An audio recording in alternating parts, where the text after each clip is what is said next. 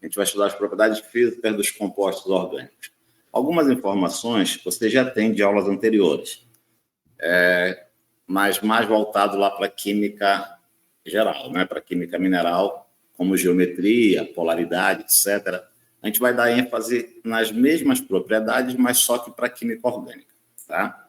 A gente vai começar com a polaridade das moléculas. Então, como identificar se uma molécula é polar ou se ela é apolar? Porque essa polaridade vai influenciar na propriedade física das substâncias. Então, a gente vai usar 2 parâmetros apenas. O primeiro é a diferença de eletronegatividade.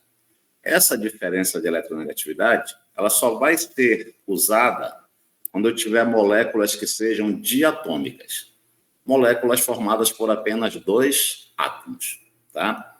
Então, para moléculas diatômicas, para a gente identificar se elas são polares ou apolares, a gente vai usar um vetor, chamado vetor momento dipolo, representado pela letra grega μ, tá? E esse vetor, ele basicamente depende da diferença de eletronegatividade. Então, se houver diferença de eletronegatividade, a gente fala que esse vetor vai dar um valor diferente de zero. E a molécula vai ser polar. Se não houver diferença de eletronegatividade, esse vetor vai dar um valor igual a zero. E a molécula será, então, apolar. É óbvio que para a gente saber se há diferença ou não, a gente tem que saber a ordem de eletronegatividade, a ordem decrescente. Então, a gente tem aqui os principais ametais, incluindo o carbono e indo até o hidrogênio. São os principais elementos que aparecem na química orgânica. Tá? Então, aqui o flúor é o mais eletronegativo, o hidrogênio é o menos. Então, por exemplo, aqui eu tenho uma molécula de HCl, uma molécula diatômica, só tem 2 átomos, um átomo de hidrogênio, um átomo de cloro. E se a gente olhar aqui na fila, o cloro é mais eletronegativo do que o hidrogênio. Então, ocorre uma diferença de eletronegatividade. Quando ocorre diferença de eletronegatividade, é porque esse vetor também é diferente de zero. E para que sentido, para que lado vai apontar esse vetor? Por convenção, sempre te coloca ele apontando para o lado do elemento mais eletronegativo. O que significa isso? Que o cloro, como é mais eletronegativo, ele vai atrair os elétrons dessa ligação para próximo dele. Então, aqui vai ter um excesso de elétrons. Esse excesso de elétrons caracteriza o polo negativo da molécula. E aqui o hidrogênio vai ter uma deficiência de elétrons. E isso caracteriza o polo positivo da molécula. E aí eu tenho uma molécula, então, polar. Então, de maneira bem simples, quando eu tenho moléculas diatômicas, se os átomos forem diferentes, a molécula vai ser polar. Só vai ter que descobrir quem é o polo positivo, quem é o polo negativo. E para descobrir isso, basta olhar a fila de eletronegatividade. Tudo bem? Agora, se eu tiver aqui essa molécula, aqui é formada por 2 átomos iguais, cloro e cloro. Então, a diferença de eletronegatividade vai ser zero. Então, o vetor momento dipolo também é zero. E quando é zero, a molécula é o quê? Apolar. Significa o que isso? Significa que os elétrons nessa molécula estão distribuídos de maneira uniforme. Não tem um lado com muito elétron e outro lado com pouco elétron. Não tem um polo positivo e um polo negativo. Seria mais ou menos assim. Ó. Vou trocar de tela aqui.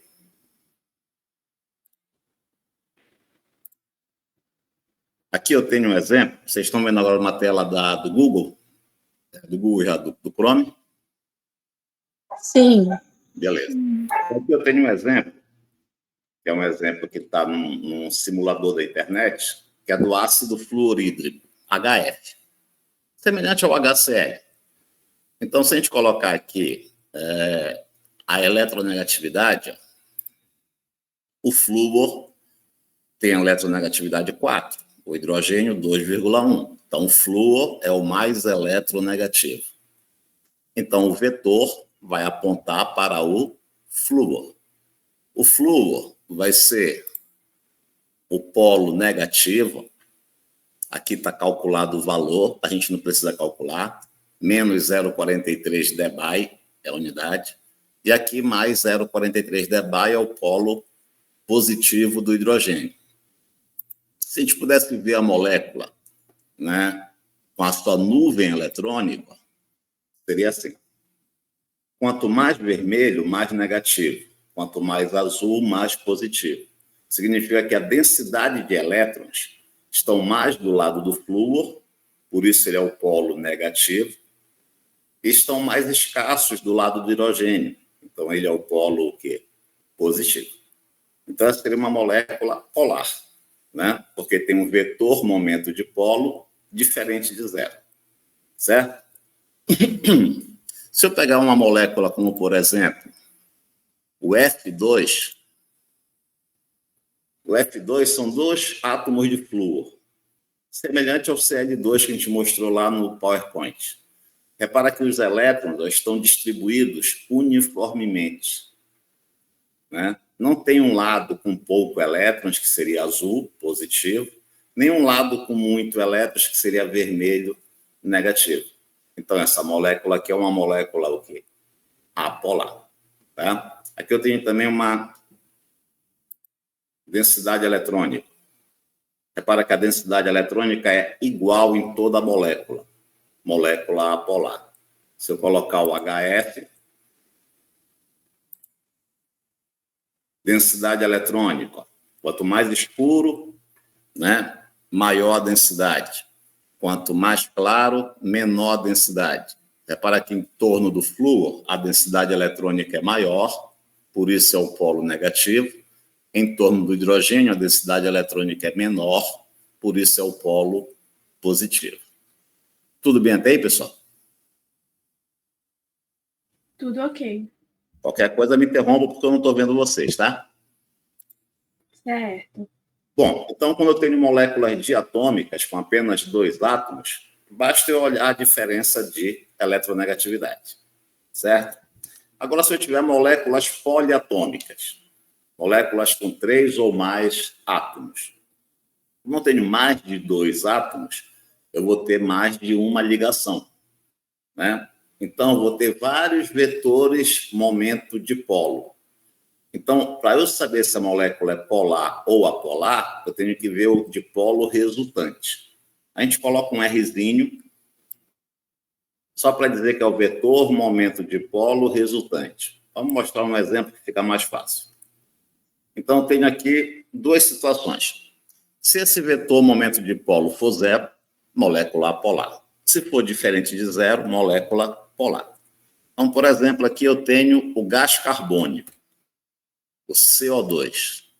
Ele tem essa fórmula estrutural. Vocês estudaram lá na Química Geral, que era uma aula de ligações químicas que eu estava dando uma olhada. Então, essa ligação entre o carbono e o oxigênio é um vetor momento dipolo. Está apontando para o oxigênio, porque o oxigênio é mais eletronegativo do que o carbono.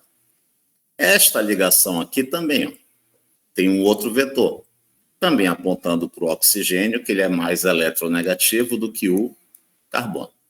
Só que esses 2 vetores, eles se cancelam, porque eles estão em sentidos opostos, né? Então, a resultante desses 2 vetores é zero. Como a resultante é zero, o gás carbônico é uma molécula o quê? Apolar.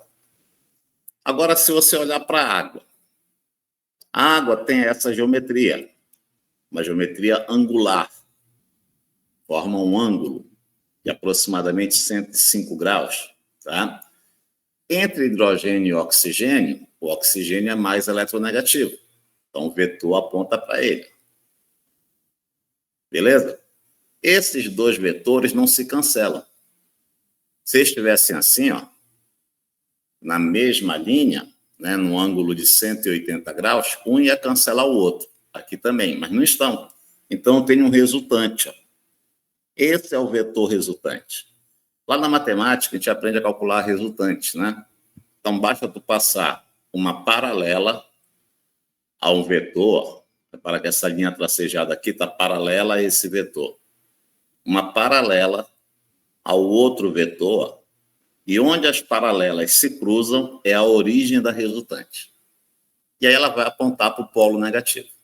O oxigênio é o polo negativo, os hidrogênios serão o polo positivo. Esse aqui é o vetor momento de polo resultante. Ele existe, porque esses vetores não se anulam. Se ele existe, ele é diferente de zero, e a molécula da água é o quê? Polar. Certo? Vamos ver a água lá na simulação aqui, ó. Esse meu mouse está muito sensível. Água. Olha como é a água. Repara que a densidade eletrônica está maior próximo do oxigênio e menor próximo dos hidrogênios. Aqui é o polo negativo, aqui é o polo positivo. Vamos ver por potencial eletrostático. Vermelho é que tem mais elétrons, negativo. Azul, deficiência de elétrons, polo positivo. Então, a molécula da água é uma molécula polar, que está resultante. Tá? Então, seria aqui, ó, vetor momento de polo dessa ligação, vetor momento de polo dessa ligação, vetor momento de polo resultante. Para onde ele aponta o polo negativo? A origem dele é o polo positivo. Tudo bem até aí, pessoal? Tudo certo. Beleza? A água, pessoal, ela vai servir para a gente como norte. Imagine que eu tenho aqui, em vez de um hidrogênio, um metil. Se isso aqui for um metil, eu deixo de ter água e passo a ter um álcool. Não é isso? Se eu tiver um metil aqui e um metil aqui, aí eu vou ter um éter. Então, as moléculas orgânicas têm uma certa semelhança com a água. Vamos ver alguns exemplos. Aqui eu tenho um álcool. Coloquei um metil bem aqui, ó. Meio semelhante à água, porque o oxigênio é mais eletronegativo que o carbono. Então, esse vetor vai apontar para o oxigênio. A resultante vai ser semelhante à da água. Não é o mesmo valor, numericamente, mas é semelhante geometricamente. Como os dipolos não se cancelam, né, o metanol, que é um álcool, é polar. Então, a maioria dos álcools são polares, que vão ter essa configuração geométrica. Agora, aqui eu tenho um éter. Né? No éter, também é semelhante à água. Só que aqui, em vez de hidrogênio e hidrogênio, eu tenho uma cadeia e outra cadeia. Mas não interessa, a cadeia é formada de carbono e hidrogênio. E o oxigênio é mais eletronegativo do que carbono e do que o hidrogênio. Então, os vetores vão apontar para o oxigênio. Então, a resultante, o oxigênio vai ser o polo negativo e as cadeias vão ser o polo positivo. Não se cancela, o éter também é uma substância o quê? Polar. Aqui eu tenho tetracloreto de carbono. Lembra que o carbono, quando ele faz 4 ligações, ele tem uma geometria tetraédrica, né? É como se ele estivesse no centro de uma pirâmide. Tá? E nesse caso aqui, ó, os vetores vão ser desse jeito. O cloro é mais eletronegativo, então os vetores vão estar apontando para o cloro. Só que esses 4 vetores aqui se cancelam. Por quê? Ó? Se tu pegar esse vetor e esses dois aqui, a resultante vai dar bem aqui, ó, apontando aqui para cima, apontando para o cloro. Se tu pegar esses 2 vetores aqui, ó, a resultante vai dar bem aqui, ó, apontando para o cloro. E essa resultante aqui vai anular essa bem aqui. Então, no final, o vetor resultante final vai ser igual a 0. Então, o tetracloreto de carbono é também o quê? Apolar. Se eu tiver aqui o metano é um alcano, né? O alcano mais simples que tem. É semelhante. A diferença é que o carbono é mais eletronegativo que o hidrogênio. Então, o vetor vai estar apontando para o carbono. Mas mesmo esquema. Esses 2 vetores aqui, a resultante vai estar bem aqui, assim. apontando para o carbono. Esses dois aqui, a resultante vai estar bem aqui também, apontando para o carbono. E a resultante dessas duas resultantes vai ser igual a zero. Então, o metano também é o quê? Apolar. Agora eu tenho um alceno, é o eteno. O eteno tem essa geometria. Concorda que esse vetor aqui, ó, anula esse? Certo? E que esse vetor aqui anula este? Então, como os vetores se anulam, a resultante dá zero. Então, o eteno também é o quê? Apolar. Então, olha, grava isso. Mostrei um alcano, o metano. Mostrei um alceno. Se eu tivesse um alcino, o etino. No etino, o vetor aponta para o carbono, esse aqui também aponta para o carbono. E esses dois vetores se anulam. Um cancela o outro. Então, a resultante dá zero. Então, o etino também é o quê? Apolar. Um detalhe. Vocês repararam que nas ligações entre carbonos não tem vetor? Aqui na dupla, aqui na tripla. Por que não tem vetor? Eu ia fazer exatamente essa pergunta. Boa. É porque carbono e carbono, como são átomos iguais, têm a mesma eletronegatividade. Então, quando tem a mesma eletronegatividade, não tem vetor. O vetor aponta sempre para o mais eletronegativo, né? Como são átomos iguais, não tem diferença de eletronegatividade, os elétrons estão bem no meio. Estão uniformemente distribuídos aqui.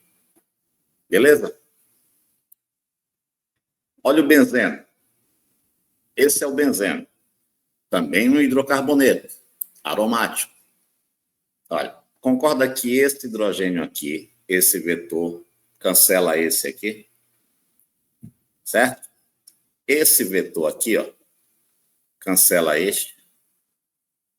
E esse vetor aqui cancela este. Entre os carbonos não tem vetor porque são iguais. Então, como todos os vetores se anulam, a resultante é zero, o benzeno também é o quê? Apolar. Beleza? Então, Diga. então, podemos falar que todos os hidrocarbonetos são apolares? Você adivinhou, meu filho? Olha a observação. Conclusão. Todo hidrocarboneto é apolar. Beleza? Na verdade, os hidrocarbonetos maiores, com mais carbonos, é impossível, humanamente impossível, tu medir a polaridade deles pelo vetor resultante. Imagine um alcano com 10 carbonos. 10 carbonos vai ter 22 hidrogênios. São 22 ligações, 22 vetores. Não dá para te olhando ver quem cancela quem. Tá? A gente usa computadores para isso, para poder medir matematicamente a resultante. Mas a gente pode considerar que os alcanos, os alcenos, os hidrocarbonetos em geral, maiores, são formados por pequenos pedaços de metanos, de etenos, de etinos, de benzenos. Então, se eu tenho pequenos pedaços apolares, o todo também vai ser o quê? Apolar. Apesar de a gente não poder mostrar vetorialmente isso quando a cadeia é muito grande, porque são muitas ligações, aí matematicamente fica impossível de mostrar, a não ser com o uso de ferramentas de computação. Beleza? Então, tudo isso que eu fiz foi só para chegar nessa conclusão. Quando olhou para o hidrocarboneto, já sabe, hidrocarboneto é apolar. Ok? Agora, se eu tiver, por exemplo, agora, lembra, o álcool é polar, o éter é polar, né? Se eu tiver, por exemplo, esse composto, não é um hidrocarboneto, é um haleto. É um haleto porque eu tenho um cloro aqui e um cloro aqui. Lembra que a numeração é assim? 1, 2, 3, 4. E 1, 4 a gente chama de para. Então, esse cara é o para de clorobenzeno. Repara que esse vetor dessa ligação é anulado por esse. Esse vetor é anulado por esse. E este vetor é anulado por esse. Então, apesar de não ser um hidrocarboneto, como os cloros estão na posição para, ou seja, estão em posições opostas, Os vetores se cancelam e a molécula acaba sendo também o quê? Apolar. Se eu tivesse um isômero dele, aqui eu tenho também 2 cloros, mas eles estão na posição orto. Orto é 1, 2, né? O orto de clorobenzeno já vai ser assim, ó. Esse vetor cancela esse. Mas esses 2 se cancelam? Não, né? Vai dar uma resultante apontando para cá. Esses 2 aqui também não se cancelam. Vai dar uma resultante apontando para cá, para cima. E a resultante dessas 2 resultantes vai dar bem aqui, ó. Então, repara que a molécula vai ter um polo negativo e um polo positivo. A letra do polo, tá? É a delta. Você sabe que o delta tem aquele triângulozinho, né? Ali é delta maiúsculo. Delta minúsculo é assim. Alfabeto grego também tem maiúsculo e minúsculo, tá? Então, aqui, ó, polo negativo e aqui é o polo positivo. Então, nesse caso, ó, não se cancelam, eu tenho uma resultante diferente de 0, então o orto de clorobenzeno é polar. Então, repara que são isômeros. O para é apolar, o orto é polar. Vamos ver um outro caso de isomeria. Ó. Aqui eu tenho 2 isômeros, o cis e o trans. Repara que o cis, esses vetores aqui, ó, não se cancelam. Estão apontando na mesma direção e eles vão somar, vai dar um vetor para cá. Esse vetor aqui também não cancela com esse. Vai dar uma resultante para cá. E a resultante final vai ser essa. Então, o cis é polar. Agora, olha o trans. No trans, os átomos de cloro estão em lados opostos. Então, esse vetor vai anular este aqui e esse vetor vai anular este aqui. A resultante vai dar 0 e no trans vai ser uma substância apolar. Dúvidas aí, pessoal? Não, tudo ok. Tudo ok por enquanto? Vamos seguir, então. Fazer uma questão aqui. O momento dipolar é a medida quantitativa da polaridade de uma ligação. Em moléculas apolares, a resultante dos momentos dipolares referente a todas as ligações apresenta valor igual a 0. Entre substâncias covalentes abaixo, que te dá 4 substâncias, quais as que apresentam a resultante do momento dipolar igual a 0? Então, a primeira coisa a fazer é escrever a fórmula espacial, né? Dessas 4 moléculas aqui. O CH4 é um alcano, né? A gente mostrou ele ainda agora, lembra? Todo hidrocarboneto é apolar. Então, CH4 são aqueles vetores que a gente mostrou. A resultante vai dar 0, é o apolar. Esse a gente já tem lá no exemplo. O CS2, a gente mostrou um cara parecido com ele. Só que em vez de CS2, a gente mostrou o CO2. Mas a fórmula do CS2 é semelhante à do CO2, que oxigênio e enxofre são da mesma família, né? A fórmula é essa aí. Eu vou ter 2 vetores, os 2 apontando para o enxofre. O enxofre é mais eletronegativo que o carbono, mas eles se cancelam. Como eles se cancelam, a resultante é 0. Então, também é apolar. O HBr, molécula diatômica, só 2 átomos. O bromo é mais eletronegativo que o hidrogênio. Então, a resultante, né, no caso, a resultante não, só o vetor no momento de polo, só tem uma ligação. Então, vai ficar apontando para o bromo é o polo negativo, o hidrogênio é o polo positivo, HBr é polar. E o N2, a fórmula dele é N tripla N. Átomos iguais não tem diferença de eletronegatividade. O vetor momento de polo é 0 e a molécula é apolar. Então, dentre as substâncias, as que têm momento dipolar igual a 0, ou seja, que são apolares, Letra 1, 2 e 4, né? Beleza? Isso. Tudo bem? Tudo ok. Não entendi? Tudo ok. Vamos lá, então. Qual das moléculas a seguir, todas no estado gasoso, apresentam um momento de dipolo elétrico permanente igual a zero? A gente quer saber qual delas é apolar. Então, vamos lá.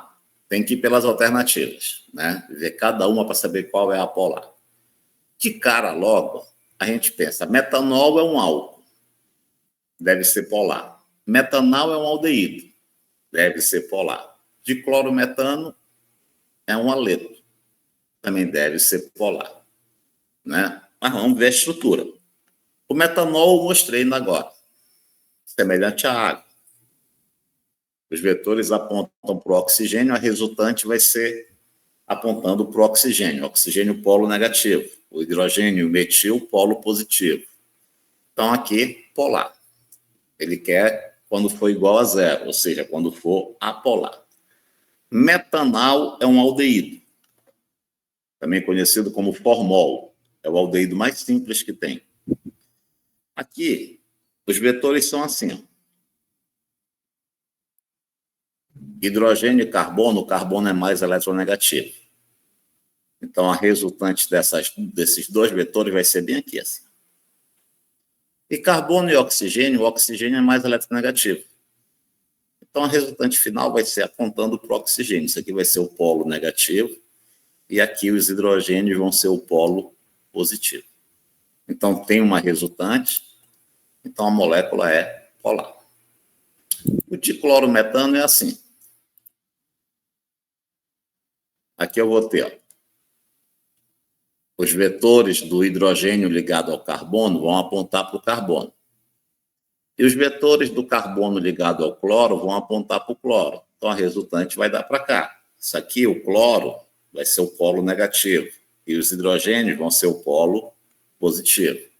Se tem um vetor resultante, diferente de zero, a molécula é polar.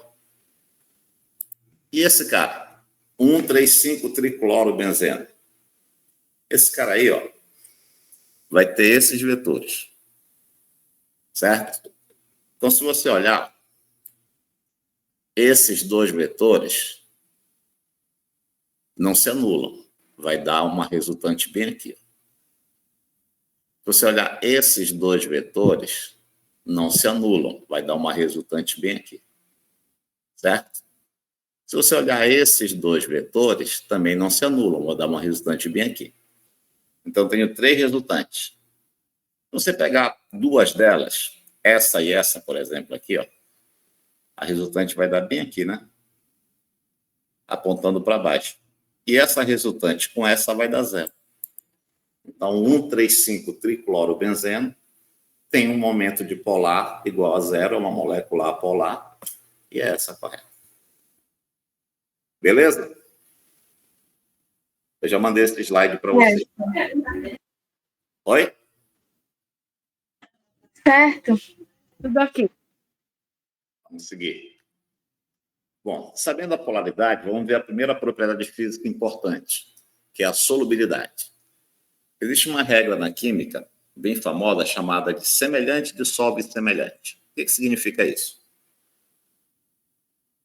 Significa que substâncias polares são solúveis em solventes polares. E substâncias apolares são solúveis em solventes apolares. Ou seja, semelhante dissolve semelhante. Ok? Pelo nosso conhecimento do dia a dia, a gente pode fazer algumas aferições. Então, por exemplo, a água, a gente já viu que é polar. O álcool, de um modo geral, também é polar. No caso, o álcool aí, o álcool etílico. Então, água e álcool se misturam completamente. Todo mundo já viu isso acontecer. Aliás, água e álcool se misturam infinitamente, em qualquer proporção. Então, como é polar e polar, são solúveis. Agora, se tu pega água e gasolina é uma mistura de hidrocarbonetos. E hidrocarboneto é apolar.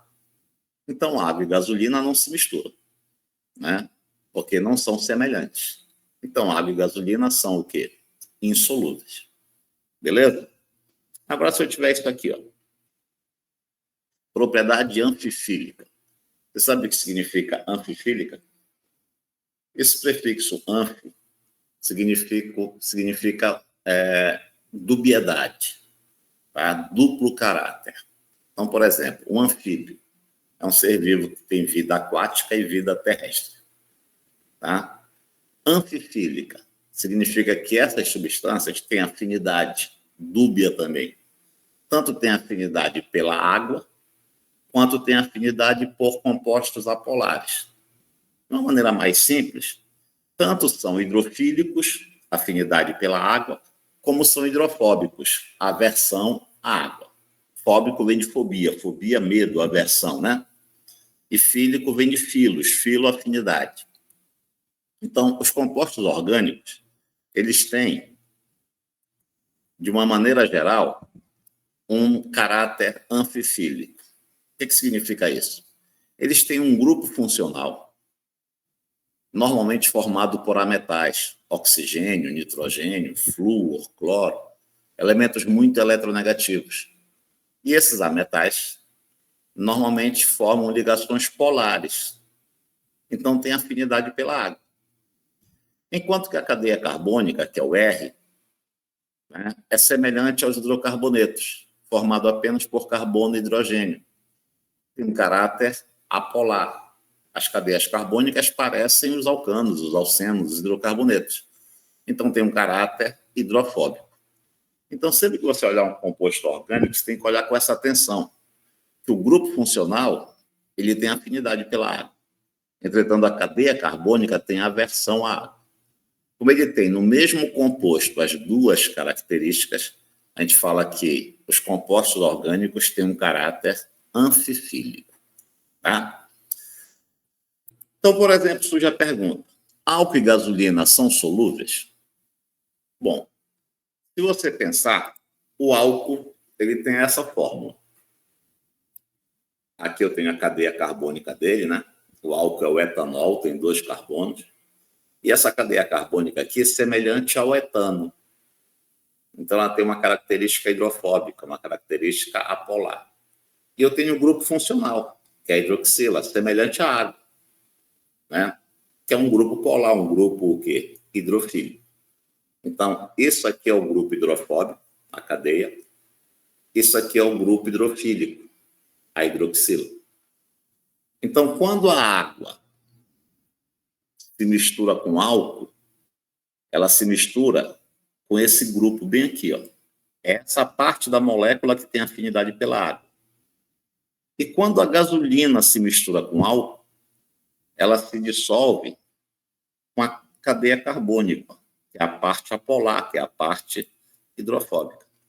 Então, o que acontece é isso. A água tem afinidade pela hidroxila, que é hidrofílica. E a gasolina tem afinidade pela cadeia, que é hidrofóbica. E é verdade. A gasolina que nós compramos aqui no Brasil, ela tem até 27% de álcool misturado. Né? Então, o álcool vem misturado, a gasolina vem misturado com uma percentagem de álcool. Por 2 motivos. Primeiro, melhora a qualidade da gasolina. Tá? Melhora a octanagem da gasolina.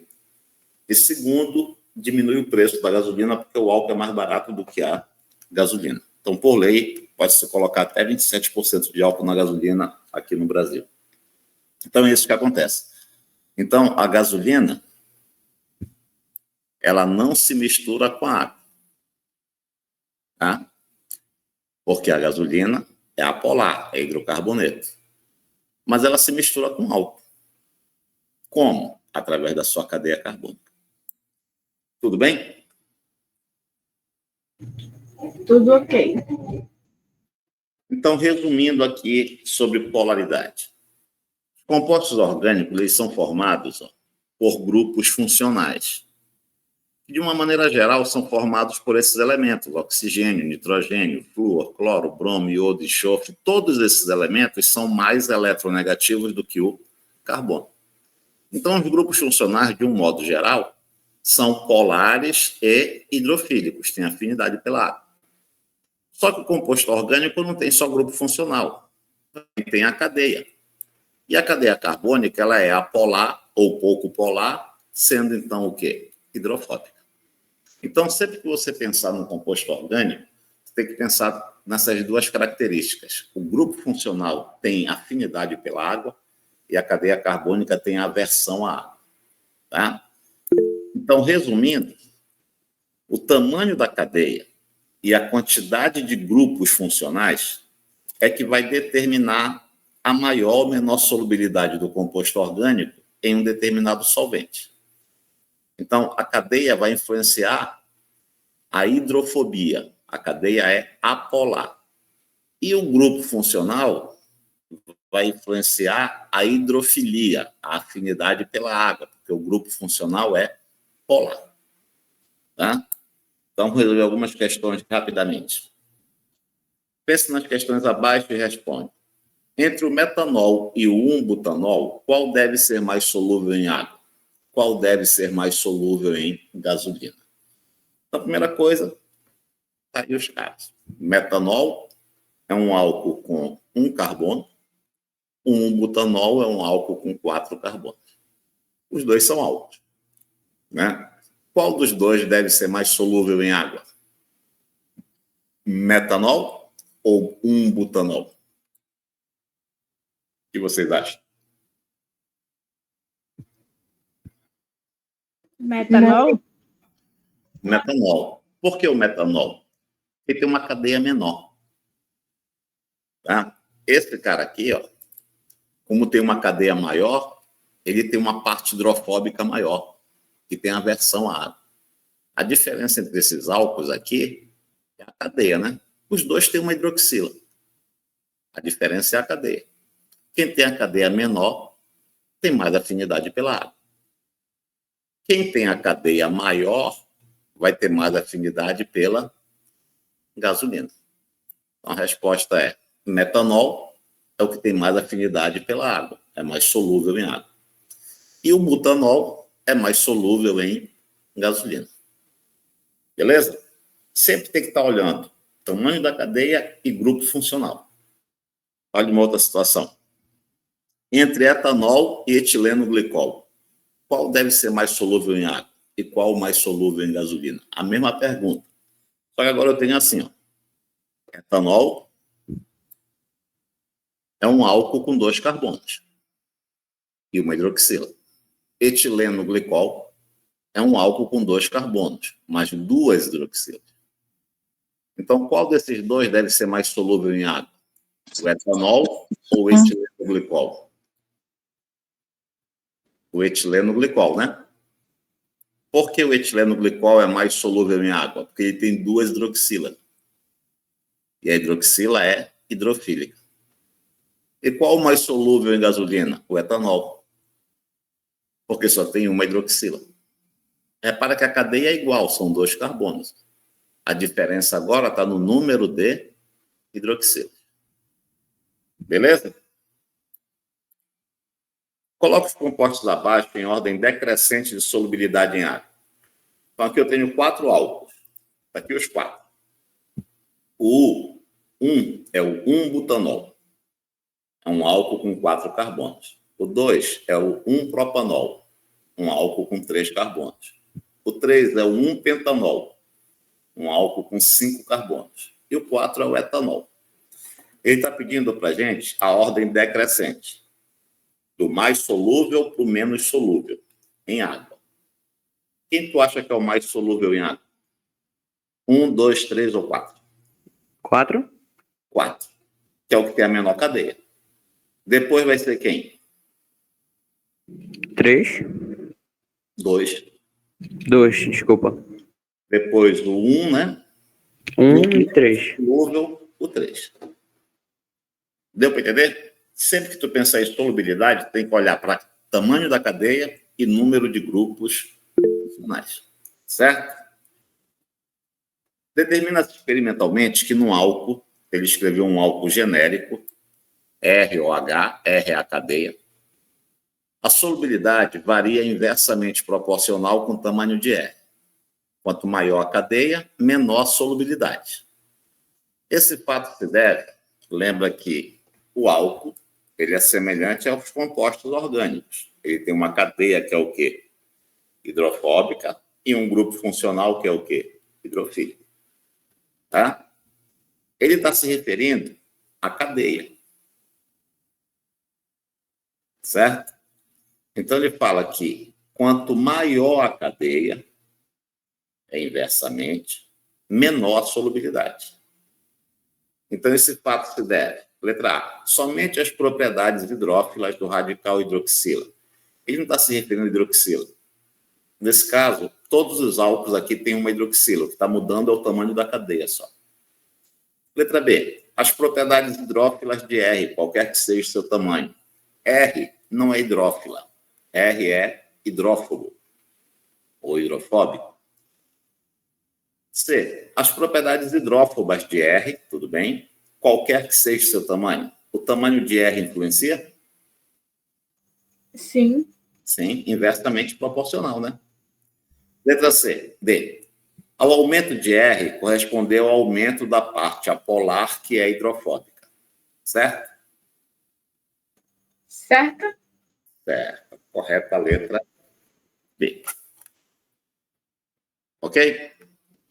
Vamos ver as forças intermoleculares, também chamadas forças de Van der Waals. E nós temos pelo menos 4 tipos de forças intermoleculares mais importantes, né? A primeira delas é chamada de dipolo, ou dipolo permanente, ou ainda forças de Kisson. Tá? Quando é que ocorrem essas forças intermoleculares? Sempre que eu tiver moléculas polares. Ela é característica de moléculas polares. Por exemplo, o HCl. HCl tem um polo positivo, que é onde está o hidrogênio, e um polo negativo, que é onde está o cloro. Né? Porque o cloro é mais eletronegativo do que o hidrogênio. Como é que as moléculas de HCl se encontram, né, num recipiente, num determinado recipiente? Elas se encontram dessa maneira. Vai ocorrer uma atração entre o polo positivo de uma molécula e o polo negativo da outra molécula. Essa atração entre polos de sinais contrários é chamada de interação dipolo-dipolo, ou dipolo permanente, ou ainda forças de Kisson. Tá? Aqui eu estou mostrando a interação entre duas moléculas vizinhas.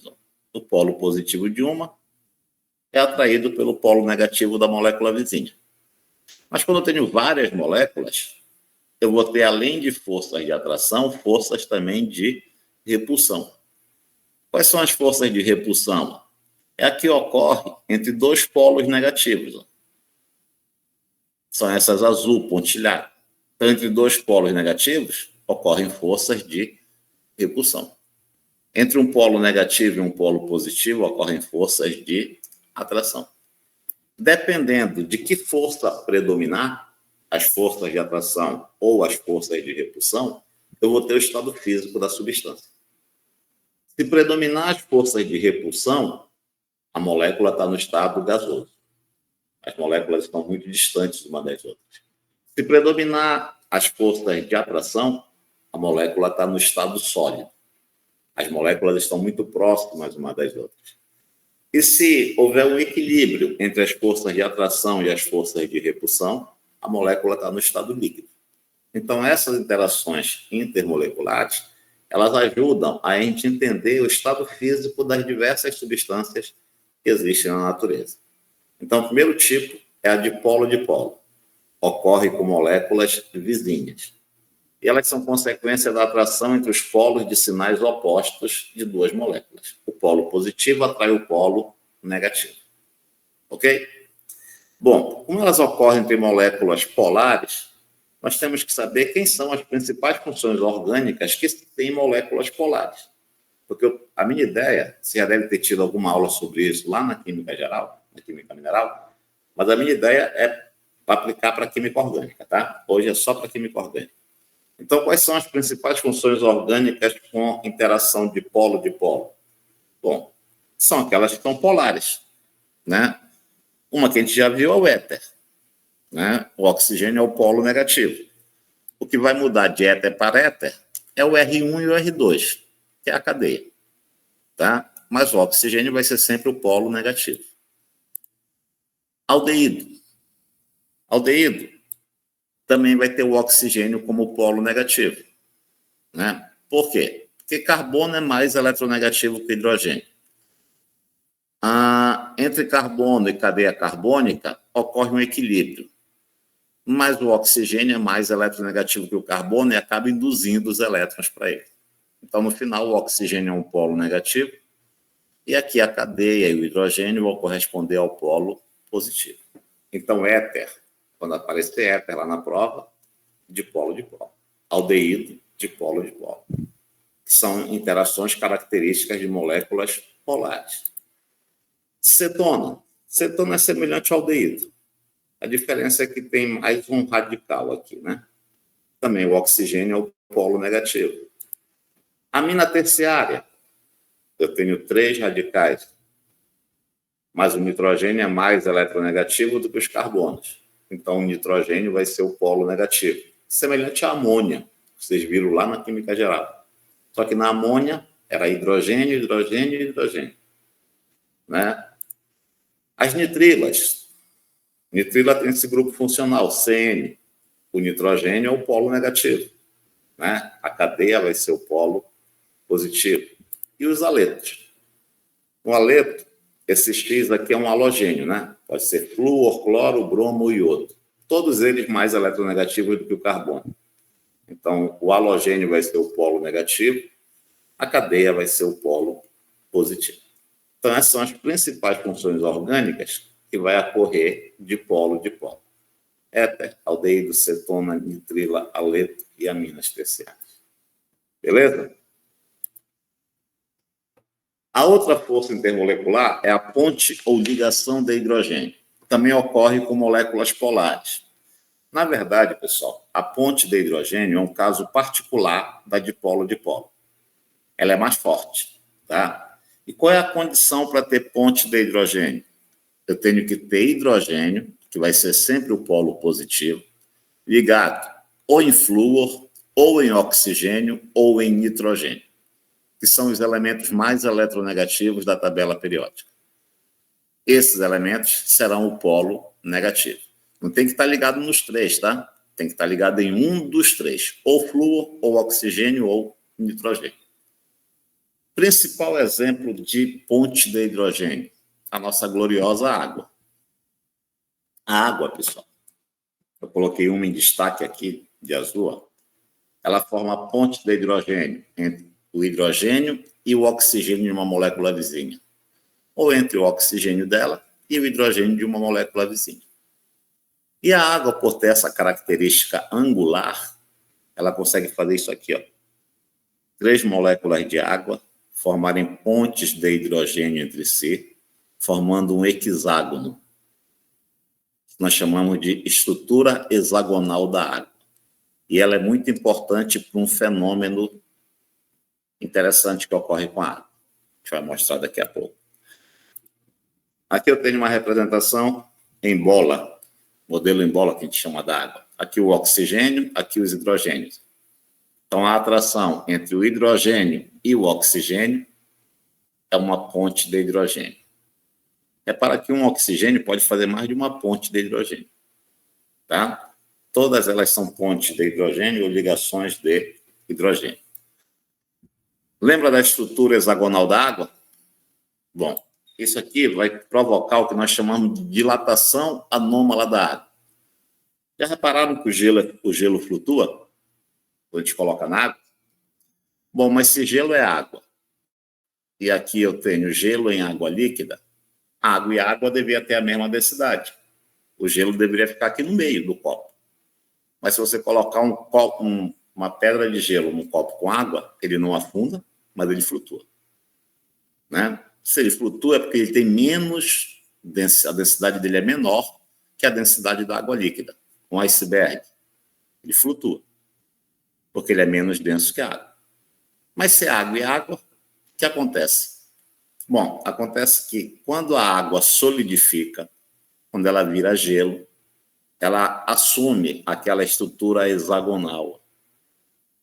Então, ela forma diversos hexágonos. E esses hexágonos têm espaços vazios no meio. Isso faz com que a água dilate, aumente de volume. Como ela aumenta de volume, a densidade diminui. Porque densidade é massa sobre o volume, né? Se eu aumento o volume, diminui a densidade. Por isso que o gelo é menos denso que a própria água, né? Devido ao que nós chamamos de dilatação anômala da água. E quem explica essa dilatação? A ponte de hidrogênio, que forma essas estruturas hexagonais na água sólida. Beleza? Então, por exemplo, todo mundo já viu isso acontecer. Sabemos que uma garrafa com água pode arrebentar ou congelar na geladeira. Esse comportamento aparentemente irregular da água pode ser explicado pelo... Então, por que a garrafa arrebenta? Porque o líquido que está lá dentro é água, e a água, quando solidifica, dilata. Dilata por causa das pontes de hidrogênio que provocam aquela estrutura hexagonal, né? Então, letra A, pela contração do material da garrafa comprimindo a água. É isso? Não.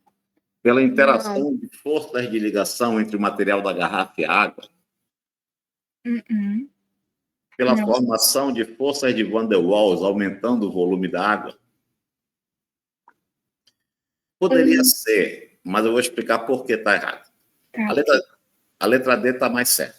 Formação de pontes de hidrogênio, aumentando o volume da água. Essa é a correta, tá? Quando a gente fala forças de Van der Waals, é o nome genérico para qualquer interação intermolecular. Então, ela serve para dipolo, ela serve para ponte de hidrogênio, ela serve para uma outra que a gente vai ver daqui a pouquinho, dipolo induzido.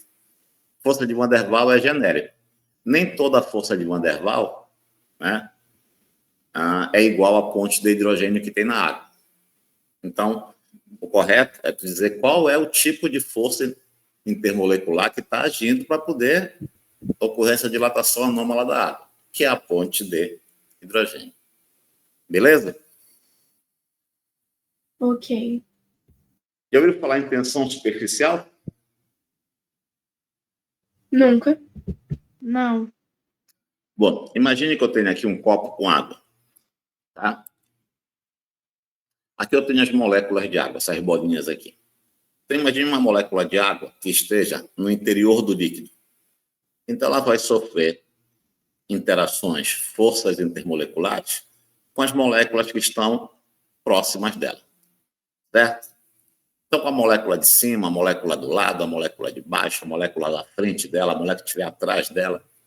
Então, quando tem uma molécula num líquido, né, ela forma pontes de hidrogênio, por exemplo, com todo mundo que estiver próximo dela, tá? Ao redor dela. As moléculas que estão na superfície, não. Elas só podem interagir entre elas ou entre as moléculas que estão abaixo dela. Porque acima delas não tem molécula. Então, se aqui for um copo de água, as moléculas de água da superfície só podem interagir entre elas e com as moléculas abaixo delas. Não podem interagir com as moléculas acima delas porque é ar, não tem água aqui. Beleza? Isso faz com que o número de interações que cada molécula da superfície faça seja menor. Então, essa molécula aqui interage com 8 moléculas diferentes. Essa aqui interage com 4 só.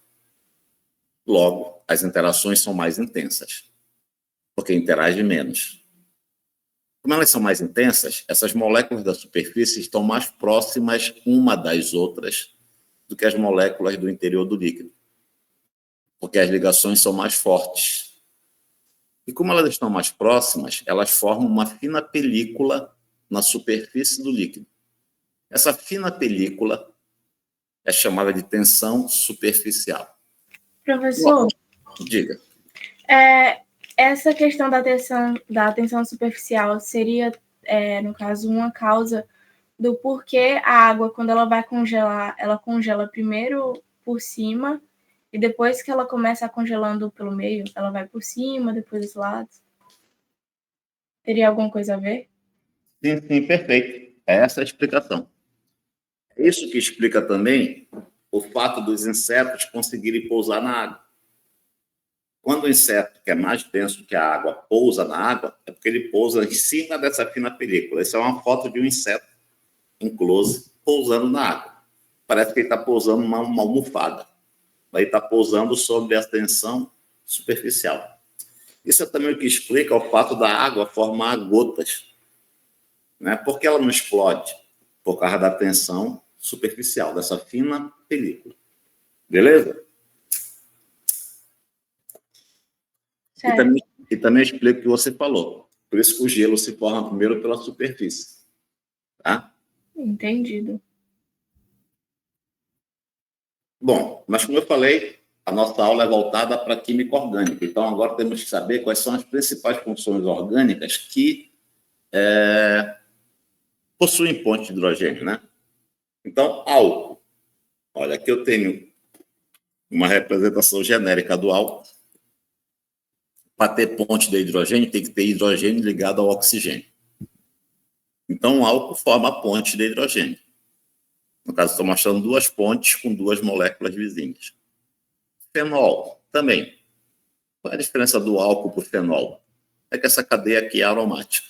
Né? É o benzeno, o naftaleno, mas também tem hidroxila, também forma a ponte de hidrogênio.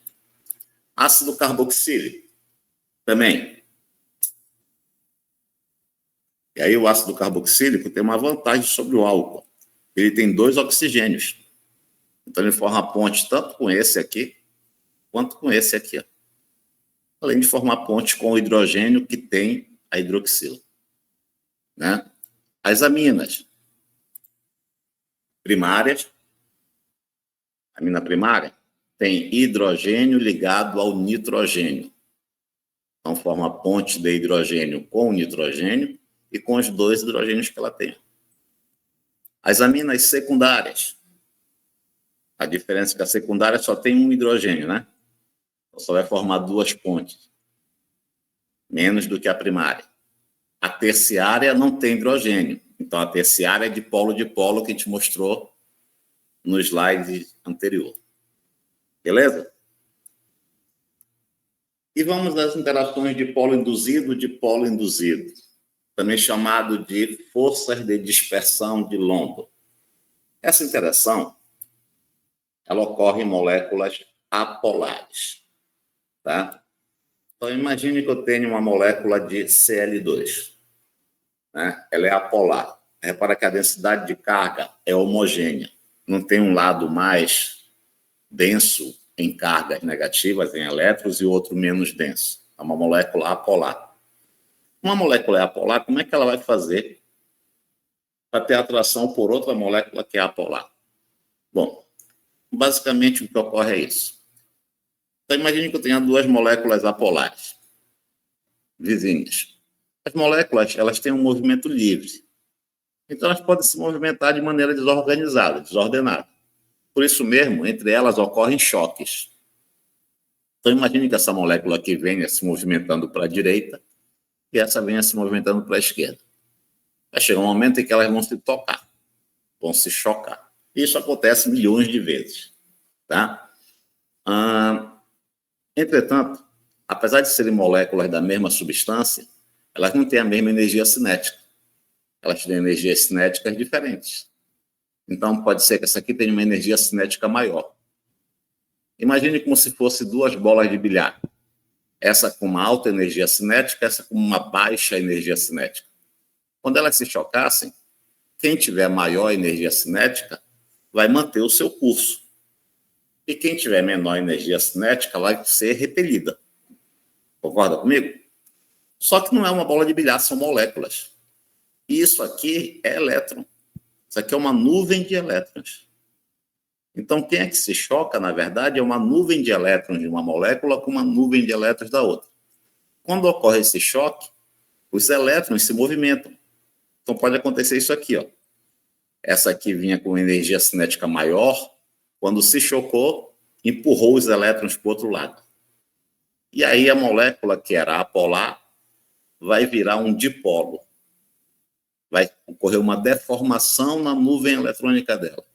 E aí vai ter mais elétrons de um lado, vai ser um polo negativo, e uma deficiência de elétrons do outro lado vai ser um polo positivo. Essa molécula aqui, que agora é polar, é um dipolo instantâneo. Entretanto, ele é o suficiente para induzir o dipolo em outra molécula. Esses elétrons aqui, ó, repelir os elétrons na molécula vizinha e a molécula vizinha também ficar um dipolo. Vai ser um dipolo induzido. Por isso que a ligação é dipolo instantâneo e dipolo induzido.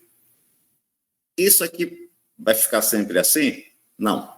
Um dipolo desse dura frações de milésimos de segundo.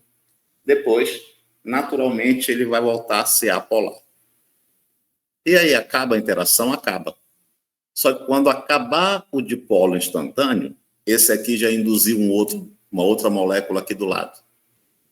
E quando acabar o dele, a indução continua.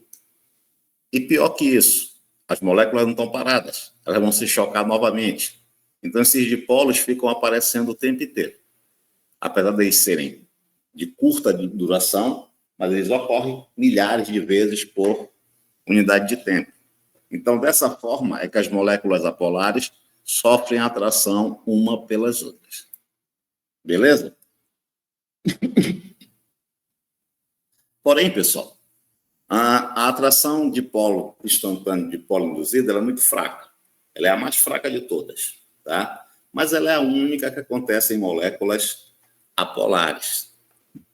Logo, ela ocorre em quem? Na química orgânica. Nos hidrocarbonetos e nas moléculas que são apolares. Ok? Tudo ok. E a quarta interação é a interação íon-dipolo. E vai ser a interação entre um íon, pode ser um íon positivo, pode ser um íon negativo, e um dipolo. Um dipolo é uma molécula polar, pode ser a água, por exemplo. E essa é a mais forte de todas. Então, por exemplo, se eu tiver isso aqui, for uma molécula polar, um dipolo, e aqui eu tenho um íon. Então, um íon positivo, ele vai ser atraído pelo polo negativo das moléculas vizinhas. Assim como o íon negativo vai ser atraído pelo polo positivo das moléculas vizinhas. Isso acontece quando eu pego e dissolvo, por exemplo, sal em água. Quando eu dissolvo sal em água, o sódio vai ficar envolto de moléculas de água, através de uma interação do tipo íon-dipolo.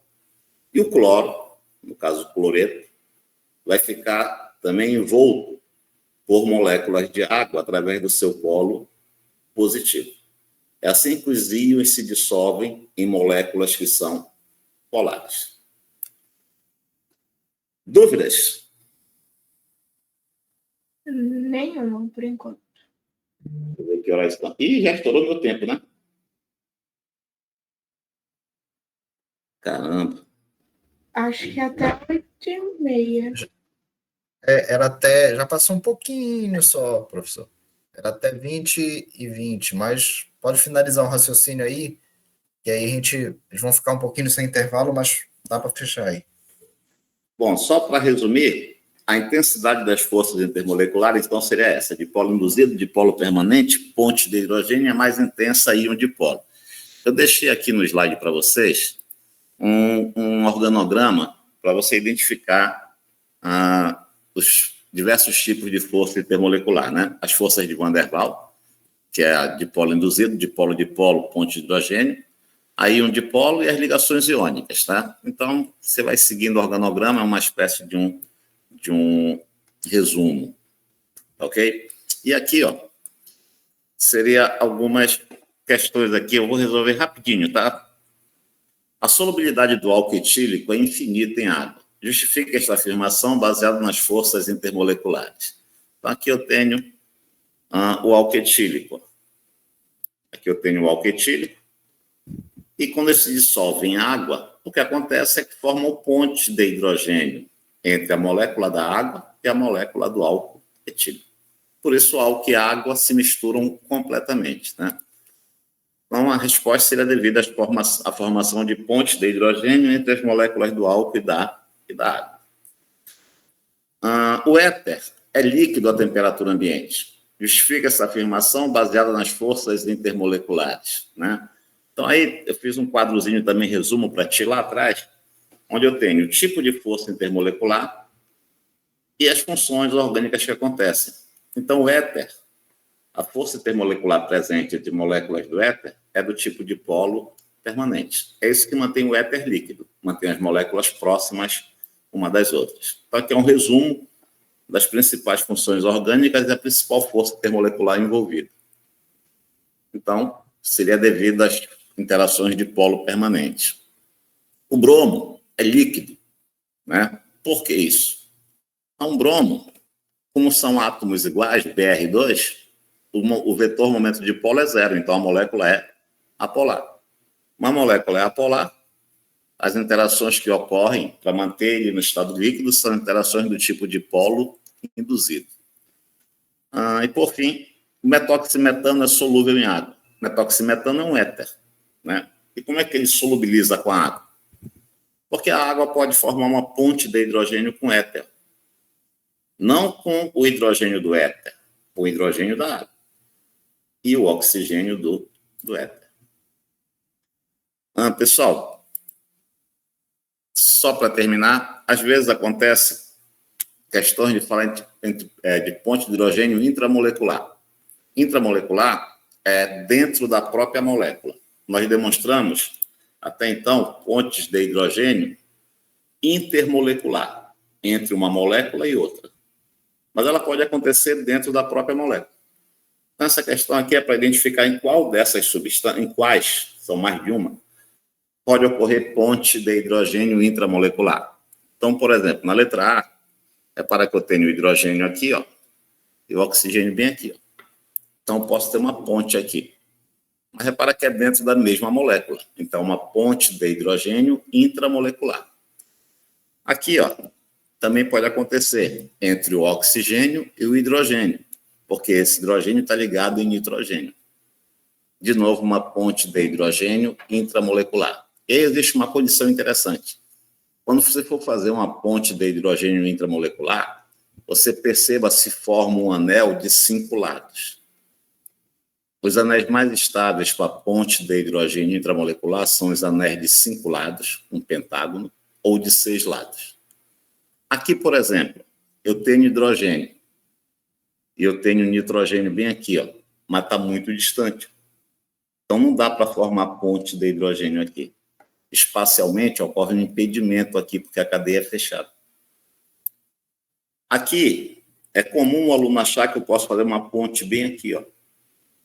Não dá para fazer ponte aqui, porque para fazer ponte, esse hidrogênio aqui tem que estar ligado ou no oxigênio, ou no nitrogênio, ou no flúor. Hidrogênio ligado em carbono não tem a polaridade necessária para formar uma ponte de hidrogênio. Aqui dá, entre hidrogênio e flúor. Aqui também dá. E repara que aqui forma um hexágono. Beleza? Bom, pessoal, era muita coisa. Não deu para a gente entrar nas propriedades físicas de ponto de fusão e ebulição, mas eu gostaria que vocês dessem uma olhada, depois com calma no material.